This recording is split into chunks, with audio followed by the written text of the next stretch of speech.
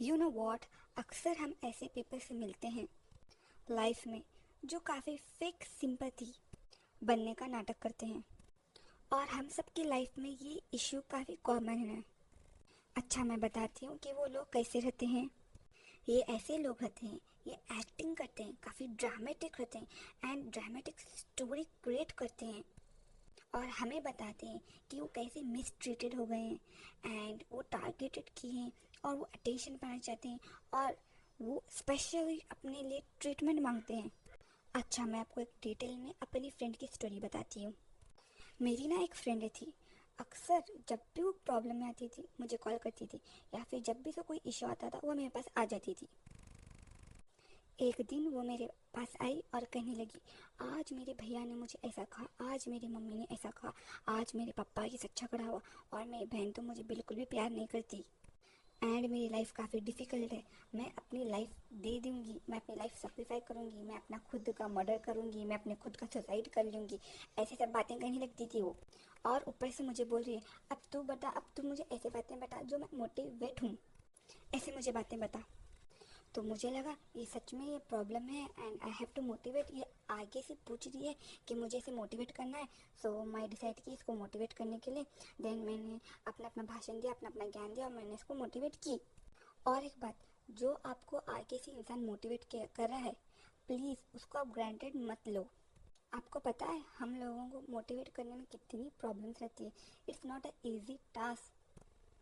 आपको खुश करने के लिए, आपको हिम्मत कर देने के लिए हम लोग अपना इमोशनल लगाते हैं, हमारी एनर्जी लगाते हैं, हमारा सब कुछ लगाते हैं ताकि आप कंफर्ट हो।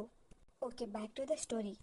उसने अपना रोना सुनाया और मैंने उसको बहुत सारा इमोशनल मोटिवेट कर दी एंड देन इतना सारा हो गया। देन वो जाती है शाम में, आपको पता है वो घर नहीं जाती है, वो जाती है पार्टी में एंड स्टेटस लगाती है, life is only about fun. अगर आप आज नहीं जी रहे हो तो क्या कर रहे हो, ऐसे ऐसे टाइप की स्टोरी लगाती है। आई एम नॉट सेइंग कि वो गलत करिए, what I am saying is that मैंने तुम पे इतना खून जलाया है, मैंने अपना एनर्जी तुम पे वेस्ट की और तुम मुझे छोड़ के पार्टी पे जाती हो। ओके, छोड़ा तो सही, लेकिन एटलीस्ट बता के तो जाती। नहीं, ये बताएंगे नहीं। एग्जैक्टली यही टाइप के लोगों को बात कर रही हूँ, जो फेक सिंपैथी आपके सामने खेलते हैं।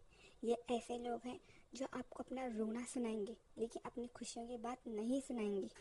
मेरी फ्रेंड का ना ये एक बार का नहीं था, ये हमेशा का था। जब भी रोना था वो मेरे पास आती थी, लेकिन जब भी उसको पार्टी शार्टी करना था या फिर घर में कोई फंक्शन हो, ये सब मुझे हाइड करती थी। उसकी सिस्टर की शादी नहीं होगी, वो मेरी प्रॉब्लम बन जाती थी, लेकिन जब उसकी सिस्टर की शादी फिक्स हो गई थी वो मुझे नहीं कहती थी। ये एक बार का नहीं था, ये 1000 बार का ऐसा ही था। हाँ, लेकिन जब मैं चाहती थी, मैं भी तो एक इंसान ही हूँ, मैं भी चाहती थी कोई मुझे मोटिवेट करे, कोई मुझे भी हिम्मत दे। तो मैंने उसको कहा कि मैं काफ़ी लो फील कर रही हूँ and I am feeling very sad. मैंने उसको ये उम्मीद से कहा कि वो मुझे भी इन रिटर्न मोटिवेट करेगी।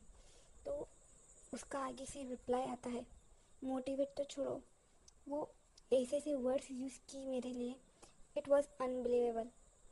उसने कहा मुझे मेंटल असाइलम जाना होगा and on top of that वो कह रही है मुझे साइकोलॉजी डॉक्टर पास जाना पड़ेगा। And for a second I was in shock. बस थोड़ा सा पूछे मैंने क्या लिया कि उसने इतनी इतनी खतरनाक बातें मेरे लिए कही। मैंने ना गौर करने लगी कि जब उसकी प्रॉब्लम आती है मैं उसको इतना एक एक दो दो घंटा मोटिवेट करती हूँ, लेकिन जब मैं अपनी उसको प्रॉब्लम शेयर करती हूँ वो एकदम से मुझे झटका देती थी और कहती थी मुझे आई हैव वर्क। कभी ऐसा करती थी, कभी कभी ऐसे हार्श वर्ड्स यूज़ करती थी मेरे लिए। नॉट ओनली हर, इवन मेरे पड़ोसी।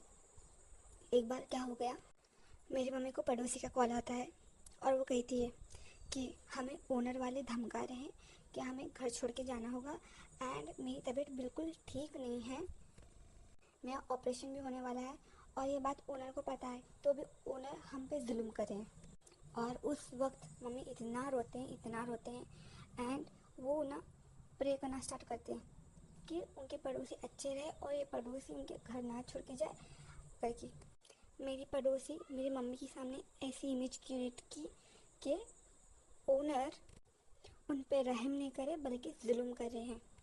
एंड थोड़े दिन के बाद में बात पता चलती है ओनर ने ऐसा कुछ भी नहीं कहा था, उन्हें न्यू घर लेना था, इसीलिए हमसे झगड़ा करके चले जाते हैं।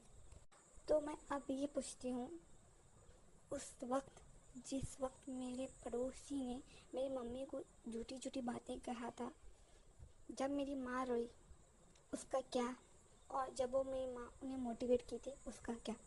What I am saying you guys, life में ना ऐसे फेक सिंपैथी खेलने वाले लोग बहुत मिलते हैं। चाहे मेरी फ्रेंड की स्टोरी हो ले लो या चाहे पड़ोसी ले लो, ऐसे लोग ना बहुत मिलते हैं। ये टू फेस्ड रहते हैं, ये फेक विक्टिम का खेलते हैं एंड ये सिंपैथी गेमर रहते हैं। तो ना what you have to do it, हमें ना एक बार दो बार पता नहीं चलता, ये कंटिन्यूसली अपने ऐसे हरकत करेंगे ना तभी हम पता चलता है। सो इसका सलूशन ये है कि सुनो बट इग्नोर करो, मेंटेन डिस्टेंस एंड अपने लिमिटेड रखो इनके लिए इमोशनल अटैचमेंट। एक हेल्दी बाउंड्रीज बनाओ, ना कि ऐसा कि तुमने तो ऐसा कहा लेकिन तुम ऐसी हो, उनसे झगड़ा करने ना जाओ। मेरी बात मानो, अपनी एनर्जी को सेव करो, अपने इमोशनल्स को बचाओ। किसी के लिए तुम इतने जल्दी गिर पड़ के मत दे दो अपना टाइम, अपना एनर्जी। कोई लोग डिज़र्व नहीं करते, खास करके ऐसे टाइप के लोग। हमें ना लाइफ में अच्छे लोग भी मिलते हैं, बुरे लोग भी मिलते हैं, लेकिन थोड़े लोग ऐसे होते हैं कि वो दिखाते हैं हाँ हम लोग बुरे हैं, लेकिन थोड़े लोग फेक सिंपैथी रहते हैं जो बोलते अलग हैं करते कुछ हैं। ऐसे लोगों का ना फाइंड आउट करना डिफ़िकल्ट है, लेकिन we have to do and the best solution is to ignore them.